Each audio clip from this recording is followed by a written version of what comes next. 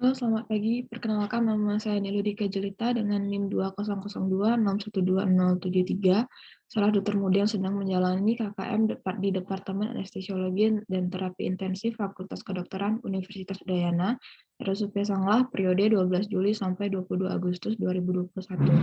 Pada kesempatan kali ini, saya akan mempresentasikan sebuah topik tentang terapi cairan dan juga jenis-jenis cairan yang digunakan.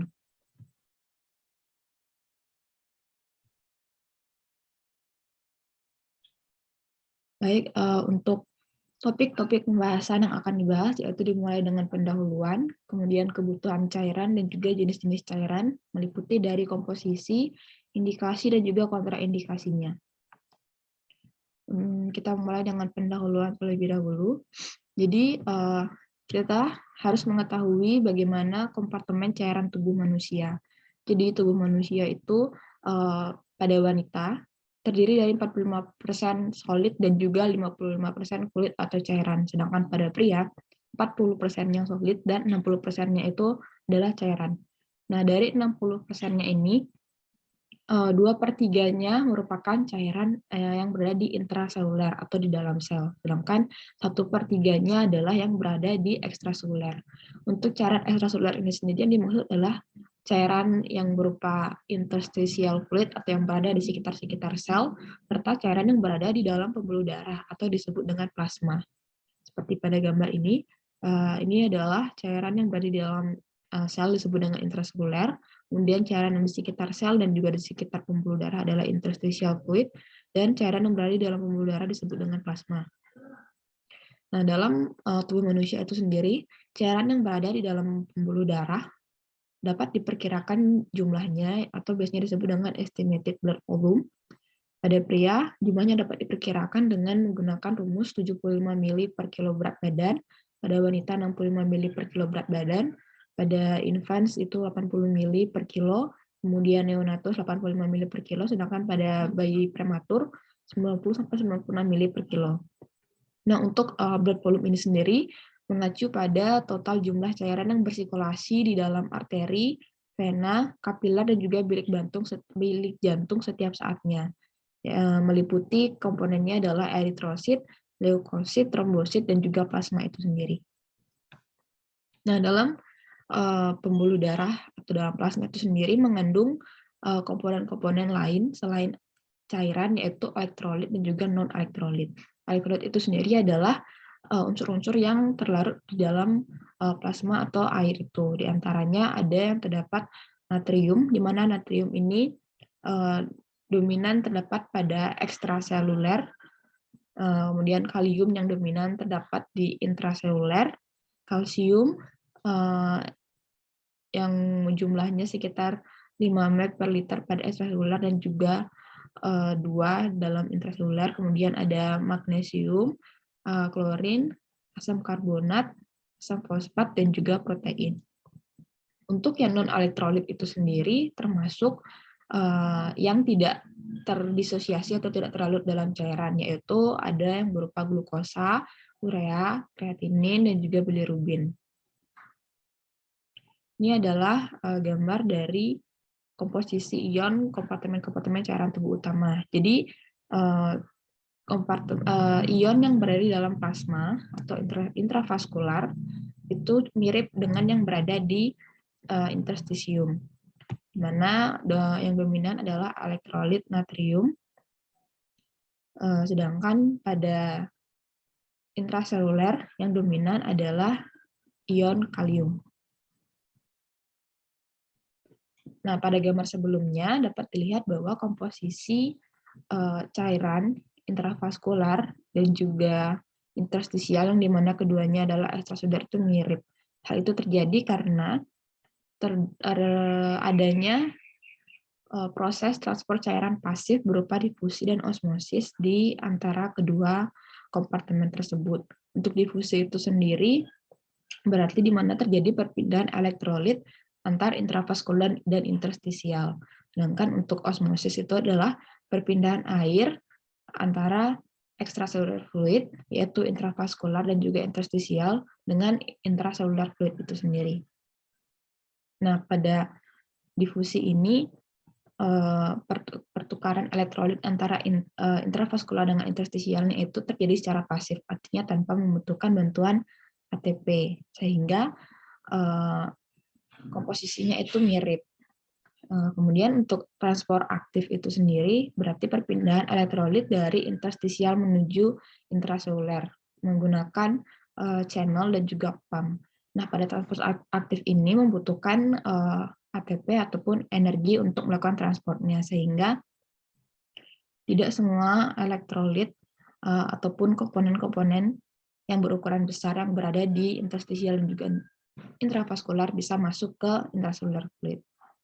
Nah, untuk tekanan osmolaritas atau tekanan osmotik plasma darah itu umumnya berada dalam rentangan 285 sampai 310 miliosmol per liter. Nah, kemudian selanjutnya kita lanjut ke kebutuhan cairan.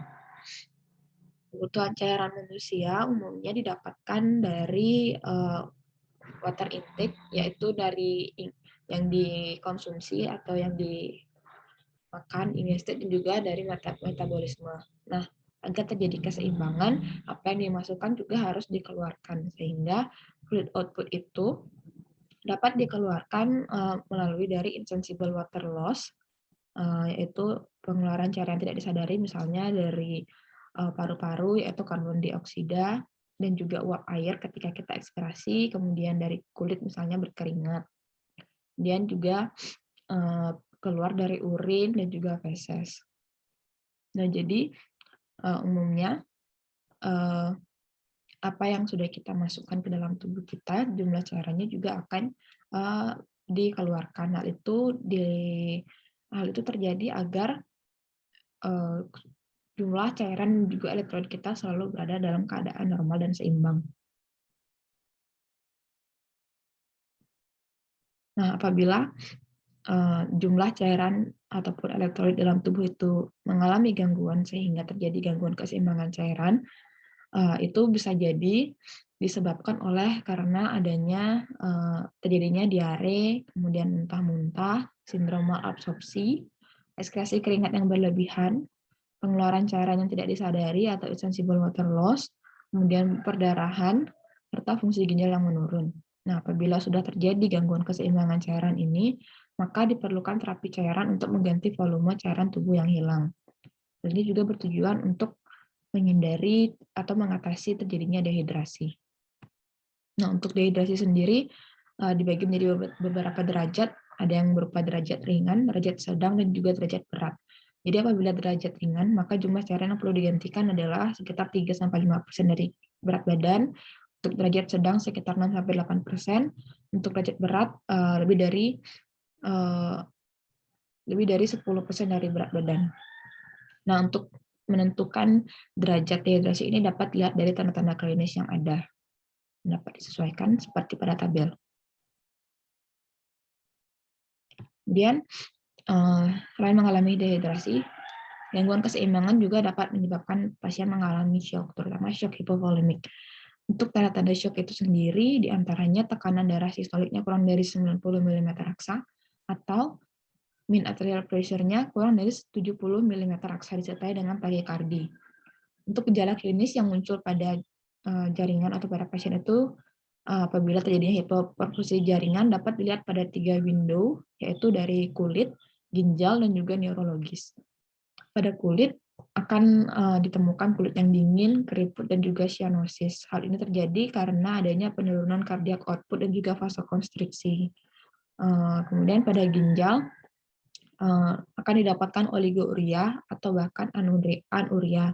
Untuk oligouria yaitu di mana produksi urinnya kurang dari 0,5 mili per kilo per jam. Pada neurologis didapatkan adanya perubahan status mental. Kemudian tanda-tanda lainnya adalah ditemukan adanya peningkatan laktat akibat metabolisme anaerob. Nah, apabila terjadi perdarahan, maka itu juga dapat mengurangi jumlah cairan dalam tubuh. Perdarahan itu sendiri jumlahnya pun juga harus disesuaikan dengan kelas-kelas perdarahannya. Di sini terbagi menjadi 4 kelas, di mana kelas 1 persentase kehilangan darahnya diperkirakan sekitar kurang dari 15% dari estimated blood volume. seperti yang pada slide pertama tadi. Kemudian untuk kelas 2 yaitu 15% sampai 30%, kelas 3 30 sampai 40%, kelas 4 lebih dari 40%. Untuk menentukan kelas-kelas estimated blood loss ini dapat ditentukan dari kondisi klinis pasien, seperti pada tabel ini berupa frekuensi nadi, tekanan darah, frekuensi napas, capillary refill time, melihat ekstremitasnya, kemudian produksi urin, serta status mental. Nah, untuk penggantian cairannya, umumnya menggunakan hukum 3:1, di mana setiap 1 mili darah digantikan dengan 3 mili kristaloid. Jadi pada kehilangan darah kelas 1 dan kelas 2 diterapi dengan menggunakan cairan kristaloid, sedangkan pada kelas 3 dan kelas 4 dapat menggunakan kristaloid dan darah. Nah, berapa cairan yang dibutuhkan saat pasien mengalami shock? Ketika pasien mengalami fase shock atau fase hipovolemik, maka cairan yang diberikan adalah sebanyak 20-30 ml per kilo per jam. Apabila fase shock-nya sudah teratasi, maka perlu diberikan juga cairan untuk pemeliharaan atau maintenance. Jumlah cairan untuk maintenance itu dihitung dengan menggunakan Holiday Segal formula atau 421 rules, di mana untuk 421 rules ini digunakan menentukan kebutuhan cairan per jamnya. Jadi untuk 10 kg pertama dikali dengan 4 mili, kemudian 10 kg kedua dikali dengan 2 mili, dan berat badan selebihnya dikali dengan 1 mili. Kemudian dijumlahkan, itulah kebutuhan cairan yang perlu diberikan per jamnya. Untuk kebutuhan per hari dapat dikali 24 atau menggunakan formula 150-20 mili ini. Baik, kemudian kita lanjut ke jenis-jenis cairannya. Nah, untuk terapi cairan sendiri itu ada 2, yaitu tujuannya untuk resusitasi ya, atau menggantikan kehilangan cairan tubuh secara akut. Umumnya menggunakan cairan kristaloid dan juga koloid. Nah, sedangkan untuk romatan atau maintenance itu tujuannya untuk memelihara keseimbangan cairan tubuh dan nutrisi yang diperlukan tubuh. Ini umumnya menggunakan cairan-cairan yang mengandung elektrolit dan juga nutrisi. Untuk jenis cairan di sini akan berfokus pada 2, yaitu cairan kristaloid dan juga cairan koloid. Untuk cairan kristaloid itu sendiri dibagi lagi menjadi 3, ada yang isotonis, hipertonis, dan juga hipotonis. Sedangkan untuk cairan koloid ada yang berupa koloid alami dan juga koloid sintetik. Baik, kita mulai dengan cairan kristaloid.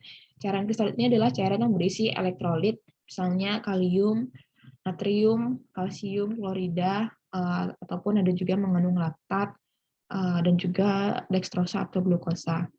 Nah, cairan kristaloid ini tidak membentuk partikel onkotik. Jadi, dia cairannya tidak berbatas dalam intravaskular. Jadi, cairannya dapat berpindah-pindah baik itu intravaskular ke interstisial maupun intrasel. Kemudian waktu paruh dalam intravaskular umumnya 20-30 menit. Keunggulan dari cairan kristaloid ini adalah harganya murah, kemudian mudah dibuat, serta tidak menimbulkan reaksi imun. Kemudian, tonisitas kristaloid menggambarkan konsentrasi elektrolit yang dilarutkan dalam air dibandingkan dengan yang ada pada plasma tubuh. Nah, berdasarkan tonisitasnya dibagi menjadi 3 jenis, yaitu isotonis, hipertonis, dan juga hipotonis. Baik, ini untuk beberapa contoh cairan kristaloid serta komposisinya. Pertama, kita perlu mengetahui dulu apa yang terkandung di dalam plasma itu sendiri. Dalam plasma memiliki osmolaritas sekitar 280 sampai 310 miliosmol per liter. Kemudian mengandung natrium 135 sampai 145. Ini jumlahnya lebih banyak daripada kalium, sama seperti pada gambar sebelumnya di mana plasma atau cairan intravaskular itu didominasi oleh jumlah natrium. Kemudian untuk kloridnya 90 sampai 106, kaliumnya 3,5 sampai 5,2, kalsium 4,4 sampai 5,2, magnesium 1,8 sampai 2,4, HCO3 22 sampai 26, kemudian laktat 1, dan pH-nya 7,4. Nah, untuk cairan yang tersedia, di antaranya ada normal salin atau 0,9% NaCl, di mana osmolaritasnya adalah 308. 308 masih berada dalam rentangan ini, berarti NaCl ini adalah cairan yang isotonis atau tonisitasnya mirip menyerupai dengan tonisitas pada plasma. Yang berarti pertukaran cairan maupun elektrolitnya dapat terjadi secara pasif. Nah, dalam cairan normal salin ini sendiri mengandung 154 natrium dan juga klorium 154, sedangkan pH-nya lebih asam. Dan ada juga cairan ringan laktat, plasma light, normal salin, 3% normal salin. Nah, untuk 3% normal salin, di mana osmolaritasnya adalah 1030, ini lebih dari 310, berarti ini adalah cairan yang hipertonis. Kemudian untuk setengah normal salin atau 0,45% NaCl, osmolaritasnya adalah 154, ini kurang dari 280, berarti inilah cairan yang isotonis. Ini nanti akan dibahas lebih detail pada slide-slide selanjutnya. Nah, kemudian yang beredar di pasaran ada yang disebut dengan larutan KN. Larutan KN ini adalah larutan atau cairan kristaloid yang mengandung elektrolit serta dextrose atau glukosa. Jadi ini adalah larutan campuran antara dextrose dengan larutan yang mirip dengan ringan laktat. Beberapa diantaranya adalah KN1B, KN3A, KN3B, serta KNMG3. Untuk KN1B, ini memiliki osmolaritas sekitar 285, dan ini masih termasuk dalam isotonis. Dan jumlah natriumnya serta jumlah kloriumnya itu lebih sedikit dibandingkan cairan-cairan pada slide sebelumnya. Jumlahnya lebih sedikit, tetapi dia juga mengandung dextrose atau glukosa sebanyak 37,5, sehingga dia pun juga memiliki kalori, yaitu sebesar 150 kilokalori per liter. Nah, kan untuk KN3A dan KN3B, perbedaannya dengan yang 1B adalah di sini jumlah natrium dan juga kloriumnya lebih tinggi, serta juga memiliki kalium, komposisi kalium. Untuk jumlah laktatnya 20, dan dextrose-nya lebih kecil, yaitu 27, sehingga kalorinya sekitar 108. Sedangkan untuk KNMG3, ini adalah cairan yang hipertonis, dengan jumlah natrium dan juga klorium itu sama dengan KN3B, begitu juga dengan kalium dan juga laktatnya, tetapi memiliki jumlah dextrose atau glukosa lebih tinggi, yaitu sekitar 100 gram per liter, sehingga kalorinya mencapai sekitar 400 kilokalori per liter.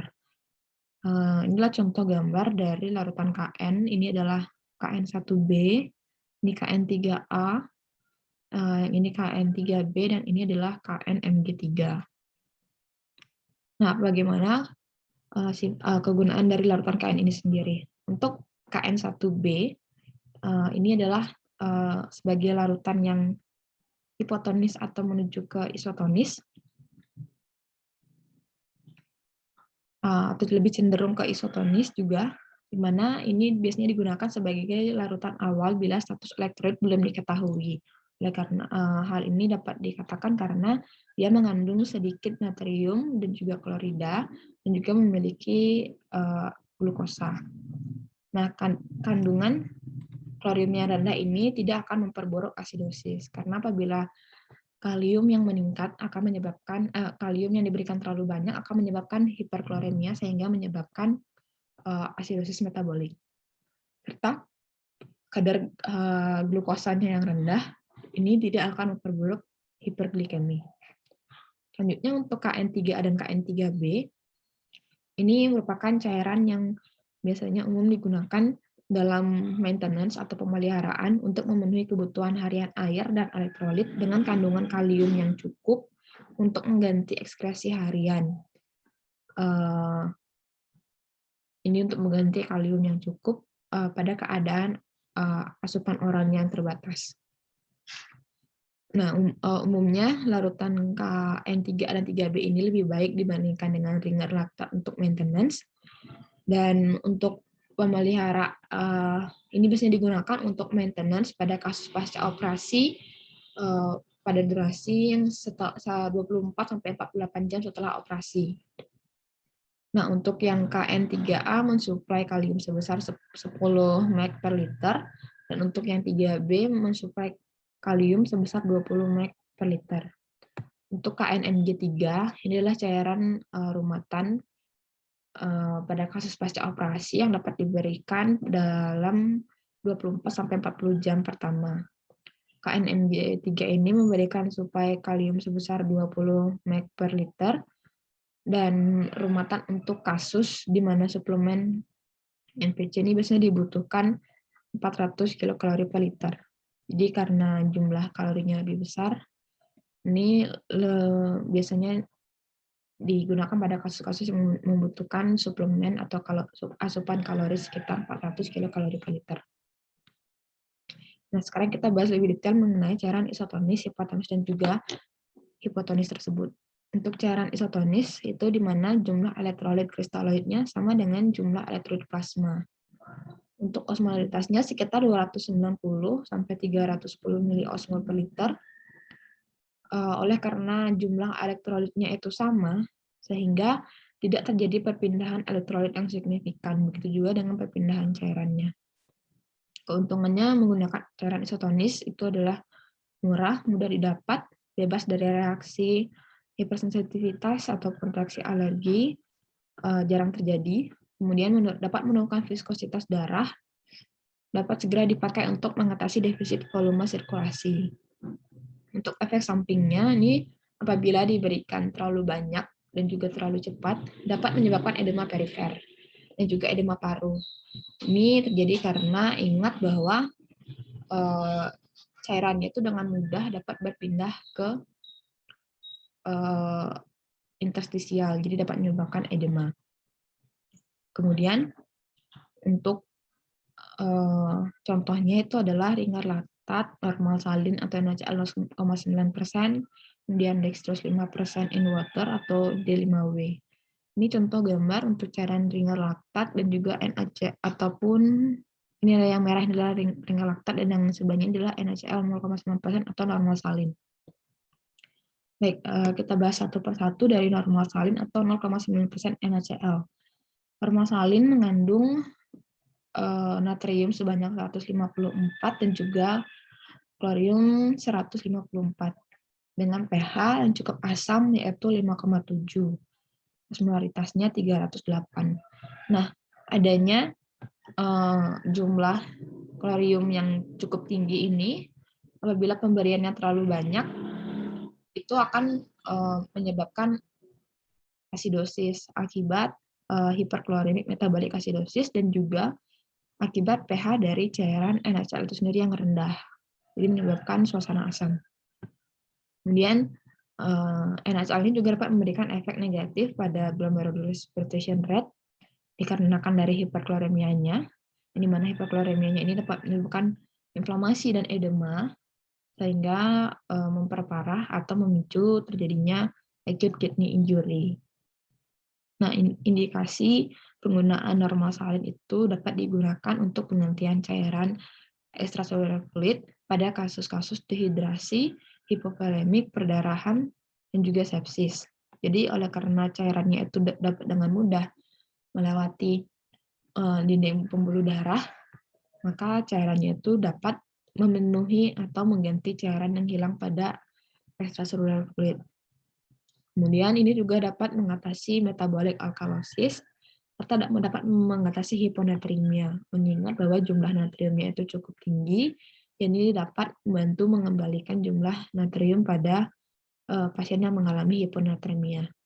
Nah, kontraindikasinya adalah pada pasien hiperkloremia tidak boleh diberikan karena ini mengandung klorid yang cukup banyak. Kemudian pada pasien dengan CHF di mana yang mungkin nanti akan memperburuk pulmonary edemnya. Kemudian pada pasien yang mengalami gangguan ginjal, karena tadi berkaitan dengan hiperkloremia. Kemudian selanjutnya untuk ringar laktat, mana osmolaritasnya adalah 273 dengan jumlah natrium 130, ini menyerupai jumlah normal. dan juga jumlah kalorinya 109, memiliki kalium dan juga kalsium, namun tidak dengan magnesium dan asam karbonat, tetapi memiliki jumlah laktat yang tinggi, yaitu 28, dengan pH sekitar 6,75. Oleh karena memiliki laktat ini, maka ringan laktat sering disebut sebagai alkalizing agent, karena laktat yang berada dalam RL ini akan dimetabolisme oleh hepar menjadi bikarbonat, yang dimana bikarbonat ini akan berfungsi sebagai buffer atau menjaga agar tidak terjadinya asidosis maupun alkalosis yang lebih parah. Nah, cairan ini juga dikatakan slightly hypotonic karena osmolaritasnya sedikit di bawah dari 280 ini, sehingga kecenderungannya akan lebih mudah mengalami shift ke intracellular fluid atau ICF. Sehingga dapat terjadi edema cerebri dan juga meningkatkan intracranial pressure. Jadi, apabila cairannya itu isotonis, maka cairan ECF dan juga ICF-nya itu tidak terlalu banyak perubahan. Namun apabila cairan yang dimasukkan itu adalah cairan yang hipotonis atau cairan yang tonisitasnya lebih rendah daripada di intraseluler, maka cairan intraseluler itu akan menarik air ke dalam sel. Sedangkan kalau misalnya yang hipertonis, kita memasukkan cairan yang tonusnya lebih besar dalam vaskular, maka cairan dalam vaskular ini akan menarik air dari interstisial dan juga intraseluler ke dalam intravaskularnya. Jadi perbedaannya seperti itu.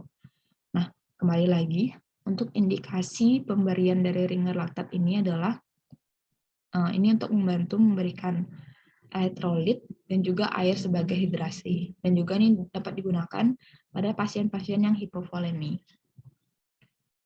Kemudian untuk kontraindikasinya, ini tidak dapat diberikan pada pasien yang mengalami severe metabolic alkalosis ataupun yang mengalami lactic acidosis karena mengingat sudah memiliki kadar laktat yang tinggi. Kemudian tidak dapat diberikan pada pasien yang mengalami severe liver disease karena metabolismenya akan dilakukan di hepar. Kemudian tidak bisa pada pasien yang hipersensitif terhadap sodium laktat. Kemudian penggunaan bersama dengan cetirizine juga dihindari karena dapat menyebabkan presipitasi garam kalsium. Kemudian juga tidak dapat diberikan pada pasien sepsis karena pada pasien sepsis itu umumnya mengalami lactic acidosis dan apabila diberikan RL maka ditakutkan akan terjadi perburukan dari lactic acidosisnya. Pemberian secara hati-hati pada pasien dengan renal failure karena dapat terjadi hiperkalemia. Pemberiannya berlebihan mengingat ini mengandung kalium. Dan selanjutnya plasmalyte. Plasmalyte ini adalah cairan yang komposisinya mirip dengan komposisi pada plasma normal atau plasma manusia dengan pH yang juga sama 7,4. Tetapi tidak mengandung kalsium dan juga karbonat serta tidak mengandung laktat tapi mengandung asetat serta asam glukonat. Nah, untuk asetat dan asam glukonat ini juga berperan sebagai alkalizing agent karena akan dimetabolisme di hepar menjadi dan dapat berfungsi sebagai buffer. Nah, oleh karena di sini jumlah jumlah CL-nya itu lebih sedikit dibandingkan yang pada RL, yaitu 98, cairan ini dapat menurunkan risiko hiperkloremik metabolic acidosis. Nah, selain itu, oleh karena juga dia mirip dengan plasma manusia, ini dapat digunakan secara bersamaan dengan blood product, misalnya RBC. Nah, untuk plasmalyte ini diindikasikan sebagai sumber air dan elektrolit serta pada pasien yang hipovolemi dan kontraindikasi pada pasien yang hipersensitif serta pemberian secara hati-hati pada pasien mengalami gangguan ginjal karena dapat menyebabkan terjadinya retensi natrium di mana nanti juga yang mengikuti adalah terjadinya retensi air dan retensi kalium ataupun magnesium. Nah, selanjutnya untuk cairan hipertonis. Cairan hipertonis berarti cairan yang jumlah elektrolit dalam cairan kristaloid itu lebih besar atau lebih banyak, atau tonisitasnya itu lebih besar daripada jumlah elektrolit yang berada di plasma. Osmolitasnya lebih dari 375 miliosmol per liter. Oleh karena dia hipertonis, maka dia menyebabkan perpindahan cairan dari sel ke ruang intravaskular. Jadi cairan hipertonis ini menarik cairan. Keuntungannya adalah meningkatkan cardiac output dan juga efek inotropik positif pada miokard. Jadi oleh karena dia dapat menarik cairan, dia juga dapat menaikkan jumlah cairan preload sehingga membantu meningkatkan stroke volume dan juga cardiac output. Untuk efek sampingnya dapat menyebabkan hipernatremi dan juga hiperkloremi, dan contohnya adalah dextrose 50%, NaCl 3%, dextrose 10% in water atau D10W, dan juga glukos 10%. Ini adalah contoh dari NaCl 3% dan juga glukos 10%.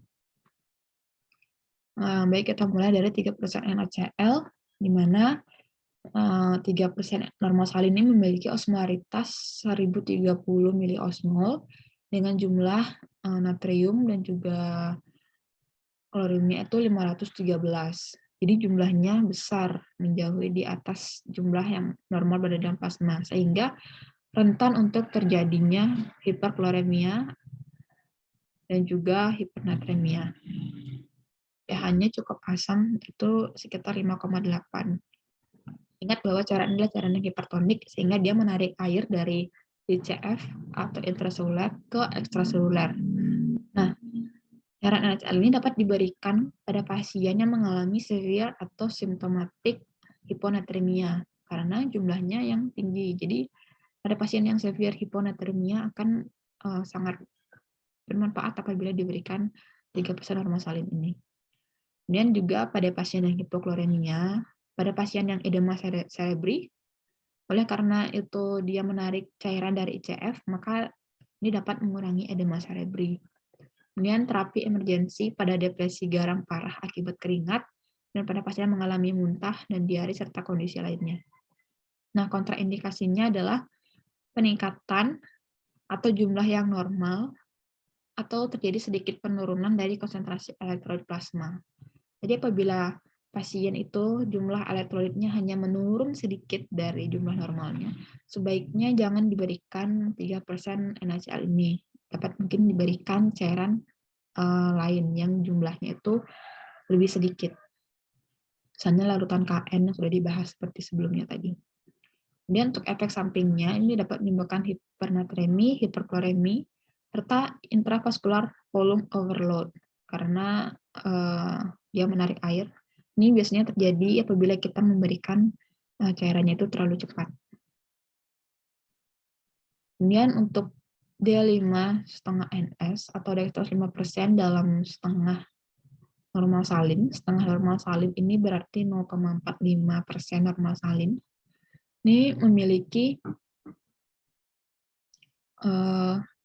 osmolaritas 406, kemudian jumlah natrium dan juga Cl-nya adalah 77, dan memiliki glukosa 50 gram per liternya.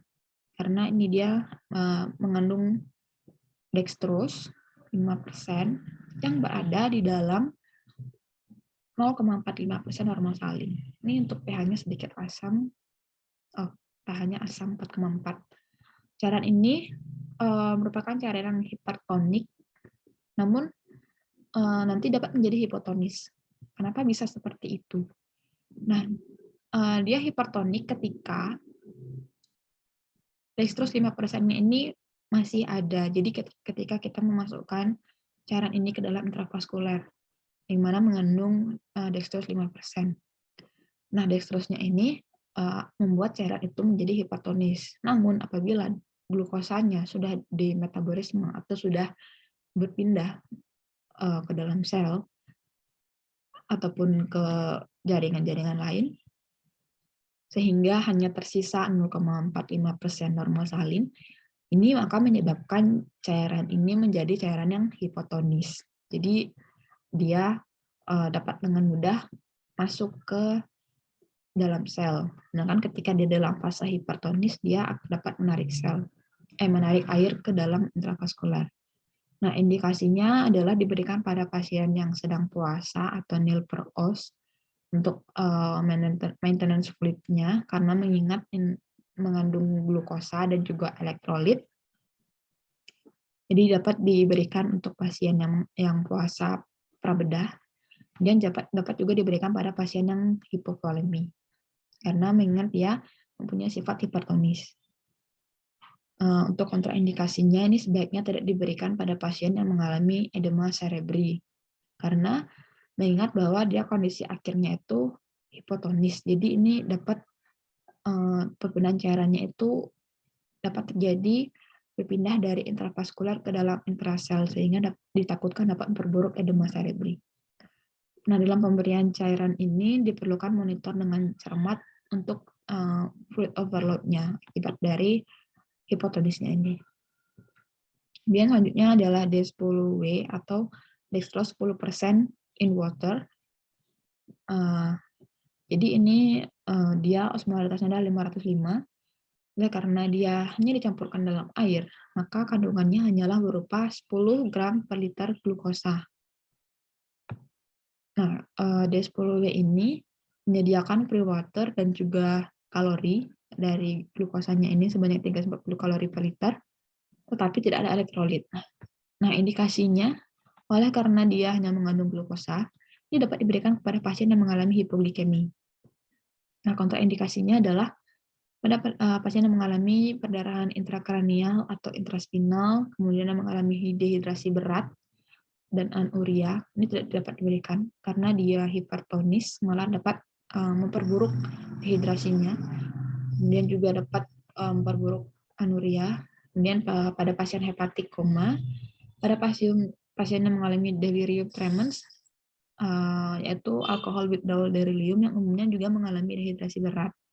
Nah, hindari pemberian dengan red blood cell karena ini dapat menyebabkan hemolisis, mengingat dia sangat hipertonis. Jadi dapat menarik dapat menarik air yang berada di dalam red blood cell apabila diberikan dalam jalur yang sama. Kemudian efek samping dari pemberian D10W ini dapat menyebabkan plebitis, kerusakan vena, serta trombosis pada lokasi injeksi. Oleh karena dia mengandung glukosa yang cukup tinggi sehingga konsentrasinya itu cukup besar. Kemudian pemberian dengan cepat dapat menyebabkan diuresis, hiperglikemia, glikosuria, hiperosmolar syndrome, yaitu diantaranya pasien dapat mengalami mental confusion ataupun hilang kesadaran, serta fluid overload dan juga pulmonary edema. Nah, untuk selanjutnya cairan hipotonis, di mana cairan yang jumlah elektrolit kristaloidnya lebih sedikit dibandingkan dengan jumlah elektrolit pada plasma. Untuk osmolaritasnya adalah kurang dari 250 miliosmol per liter.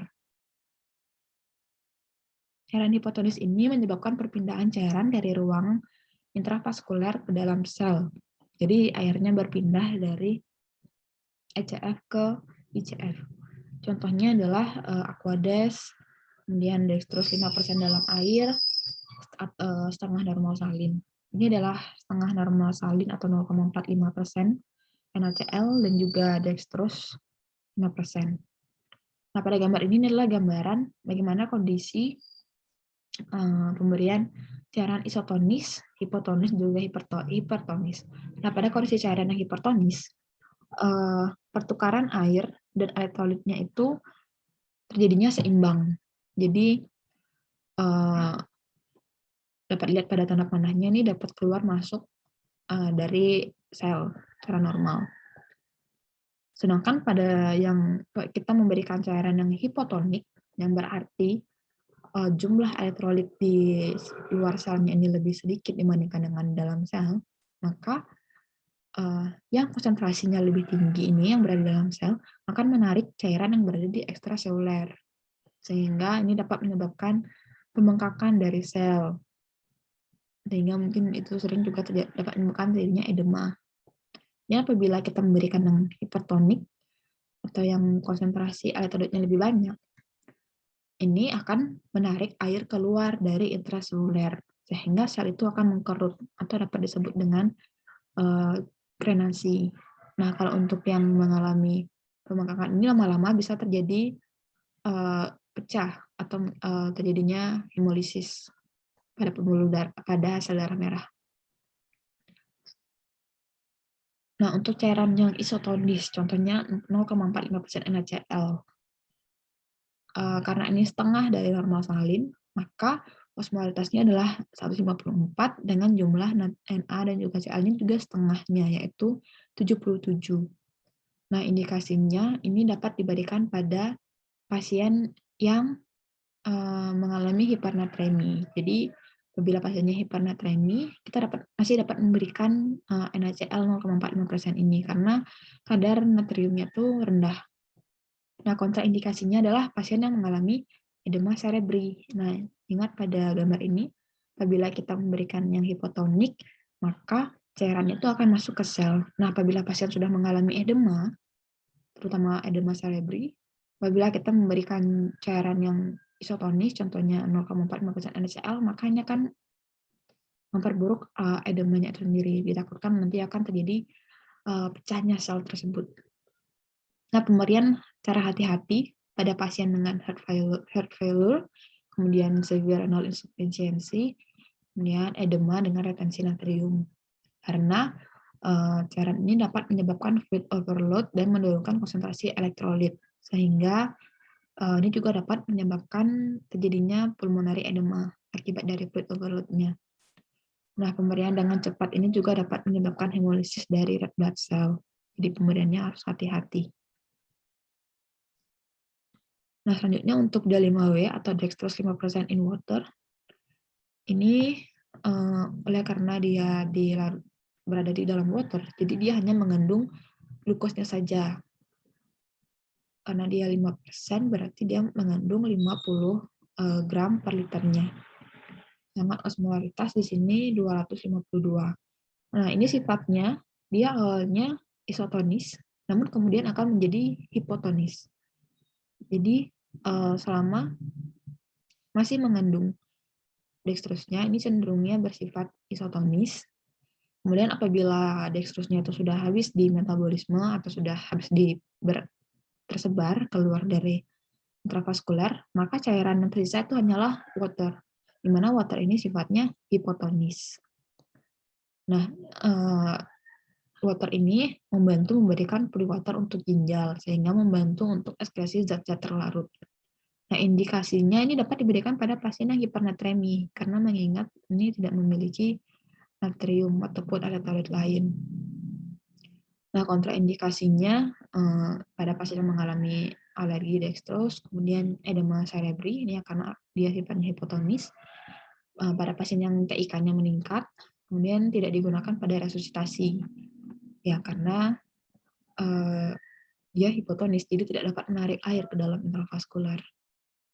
Malah dia mengurangi air dalam intravaskular. Jadi sebaiknya tidak digunakan pada resusitasi. Dan tidak digunakan secara tunggal untuk terapi fluid volume deficit karena dapat mengencerkan konsentrasi elektrolit plasma. Ya, karena dia hanya mengandung water, hanya air, tidak mengandung elektrolit, sehingga apabila pemberiannya tunggal, itu malah dapat mengurangi konsentrasi elektrolit plasma. Jadi umumnya tidak digunakan secara tunggal. Nah, selanjutnya untuk cairan koloid. Cairan koloid ini mengandung zat yang mempunyai berat molekul tinggi dengan aktivitas osmotik yang menyebabkan cairan ini cenderung bertahan agak lama dalam ruang intravaskuler. Jadi karena komponennya itu adalah molekul yang tinggi, sehingga dia mempunyai tekanan yang cukup besar sehingga tidak mudah berpindah dari intravaskuler ke interstisial maupun ke intraseluler. Nah, koloid ini digunakan untuk resusitasi cairan pada pasien yang mengalami defisit cairan berat sebelum diberikan transfusi darah, misalnya yang mengalami shock hipovolemik ataupun hemoragik, Kemudian dapat diberikan pada penderita hipoalbuminemia berat serta kehilangan protein jumlah besar, misalnya akibat dari luka bakar. Keunggulannya ini dia dapat berfungsi sebagai plasma expander yang ingat dari sifatnya yang dapat bertahan agak lama di dalam ruang intravaskular. Kemudian kekurangannya ini umumnya mahal, kemudian dapat menimbulkan reaksi anafilaktik serta gangguan cross-match. Nah, untuk koloid ini sendiri ada koloid alami dan sintetik. Untuk koloid alami diantaranya adalah fraksi protein plasma 5% dan albumin manusia dalam persediaan 5% dan juga 25%. Nah, untuk albumin 5%, osmolaritasnya itu sekitar 309 dan 25% itu osmolaritasnya 312. Indikasinya ini adalah untuk moderate protein replacement, di mana tujuannya adalah untuk mencapai stabilitas hemodinamik pada fase shock. Kontraindikasinya tidak dapat diberikan pada pasien yang mengalami severe anemia, kemudian pada pasien yang mengalami heart failure, dan juga sensitif terhadap albumin. Untuk koloid sintetik, diantaranya di sini yang pertama ada dextran, di mana dextran ini berasal dari molekul primer glukosa dengan jumlah besar. Ini perbedaannya dengan dextrose, dia dapat berada dalam intravaskular dengan durasi lebih lama, sehingga diindikasikan pada pasien yang shock hipovolemik. Kontraindikasinya pada pasien yang hipersensitif dextran serta gangguan ginjal dengan oligouria dan anuria. Dan apabila pasien mengalami oligo dan anuria, maka cairan yang masuk tidak dapat dikeluarkan. Ini malah dapat menyebabkan overload cairan. Dan efek sampingnya dapat menyebabkan gagal ginjal sekunder karena bisa terjadi pengendapan di tubulus ginjal. Kemudian gangguan fungsi platelet, koagulopati, serta gangguan cross-match darah. Untuk sediaannya, di sini ada yang disebut dengan dextran 40 atau Rheumacrodex, serta dextran 70 atau Macrodex dengan berat molekul yang dextran 40 dalam 40.000 Dalton. Untuk yang Macrodex adalah sekitar 60.000 sampai 70.000 Dalton. Kemudian yang kedua adalah hydroxyethyl starch atau HETA-starch atau biasanya disingkat dengan HES, dan yang umum berada itu adalah HES 6% dalam NaCl 0,9%, mana ini adalah cairan yang berdasarkan dari pati yang terproteksi dari hidrolisis oleh amilase non spesifik pada darah. Ini memiliki durasi berada di intravaskular lebih lama juga dibandingkan dengan kristaloid dan juga koloid. Dibandingkan dengan kristaloid maksudnya. Kemudian diindikasikan pada pasien shock hipovolemik, tapi kontraindikasi untuk pasien yang mengalami sepsis, kemudian critically ill patient, severe liver disease, hipersensitif, kondisi potensi overload, misalnya yang mengalami CHF serta renal failure, karena nanti dapat memperburuk overload-nya dan dapat menyebabkan edema, pulmonary edema.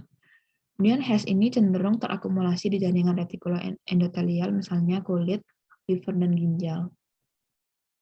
Selanjutnya adalah gelatin. Ini terbuat dari gelatin, biasanya berasal dari kolagen bovin. Berat molekulnya sekitar 30,35 kilodalton, dan efek ekspansi pada plasmanya bertahan selama sekitar 1-2 jam. Indikasinya pada pasien shock hipovolemik, tapi dikontraindikasikan pada pasien yang memiliki hipersensitif gelatin atau riwayat alergi terhadap daging merah. Ini juga tidak bisa diberikan pada pasien yang hipervolemi ataupun hiperhidrasi. Kemudian dapat memberikan reaksi hipersensitivitas lebih sering daripada HES, karena ya mengingat ini, dia berasal dari kolagen bovin. Jadi reaksi hipersensitivitasnya itu lebih rentan terjadi daripada HES. Kemudian kebanyakan gelatin diekskresikan melalui ginjal dan tidak ada akumulasi pada jaringan. Ini contohnya. Nah, untuk perbandingan kristaloid dan koloid, di sini dari berat molekulnya, kristaloid itu lebih kecil dibandingkan dengan yang koloid, kemudian distribusinya, yang kristaloid itu lebih cepat terdistribusi, di mana sekitar 20-30 menit, sedangkan yang koloid terdistribusi lebih lama, karena ya tadi dia molekulnya lebih besar. Jadi dia lebih lama berada dalam sirkulasi, dapat berada selama sekitar 3-6 jam. Kemudian untuk faal hemostasis, untuk pemberian kristaloid itu umumnya tidak mengganggu, sedangkan pada koloid itu mengganggu. Untuk penggunaannya biasanya ini digunakan pada pasien yang dehidrasi atau membutuhkan cairan. untuk mengatasi dehidrasi dan hipovoleminya, sedangkan pada koloid umumnya digunakan untuk perdarahan masif. Ini tujuannya untuk menjaga agar cairan itu tetap berada di dalam intravaskuler lebih lama.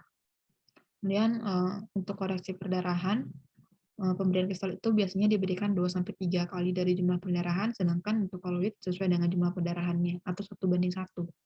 Untuk kristaloid tadi ingat perbandingannya adalah 3:1, jadi 3 mili kristaloid untuk 1 mili perdarahan. Nah, untuk jalur pemberian cairan dapat diberikan melalui vena perifer maupun vena sentral. Untuk kanulasi vena perifer dapat dilakukan di daerah ekstremitas atas, ekstremitas bawah, ataupun pada bayi dapat di umbilikalis, dan hindari pemberian melalui vena di daerah kepala. Tujuan kanulasi vena perifer ini umumnya untuk memberikan terapi cairan yang waktunya itu singkat, kurang dari 3 hari. Apabila misalnya akan memberikan lebih dari 3 hari, maka setiap 3 hari itu perlu dilakukan pemindahan lokasi dan juga penggantian dari jarum dan juga selangnya. Kemudian untuk terapi cairan pengganti ataupun keadaan darurat ini juga dapat menggunakan vena perifer karena cukup lebih cepat dibandingkan pemasangan vena sentral. Kemudian untuk terapi obat lain secara intravena yang diberikan secara kontinu dan berulang sebaiknya dipasangkan melalui vena perifer karena akan cukup mengganggu apa pasien harus disuntik berkali-kali di lokasi-lokasi yang berbeda. Jadi dapat diberikan melalui vena perifer saja. Nah, untuk kanulasi vena sentral, ini biasanya memiliki 2 fungsi untuk jangka panjang dan jangka pendek. Untuk jangka panjangnya itu untuk nutrisi parenteral total, biasanya dapat dilakukan pada vena subclavicular dan juga vena jugularis interna. Untuk jangka pendeknya dilakukan melalui vena-vena di atas ekstremitas secara tertutup dan terbuka dengan vena section. Tujuan dari kanulasi vena sentral ini adalah untuk terapi cairan dan nutrisi parenteral jangka panjang. Dan ini juga merupakan jalur pintas untuk terapi cairan pada keadaan darurat yang membutuhkan masukan cairan dengan cepat. Kemudian ini juga biasanya digunakan untuk membantu pemasangan alat pembantu jantung. Nah, jadi inilah contohnya, ini untuk lokasi-lokasi di mana kita dapat melakukan pemasangan kanulasi vena perifer pada ekstremitas atas dan pada ekstremitas bawah. Dan ini contoh lokasi pada supraclavicular dan juga vena jugularis interna dapat dipasangkan vena sentral, kateter vena sentral. Nah, baik, sekian presentasi tentang terapi cairan dan jenis cairan.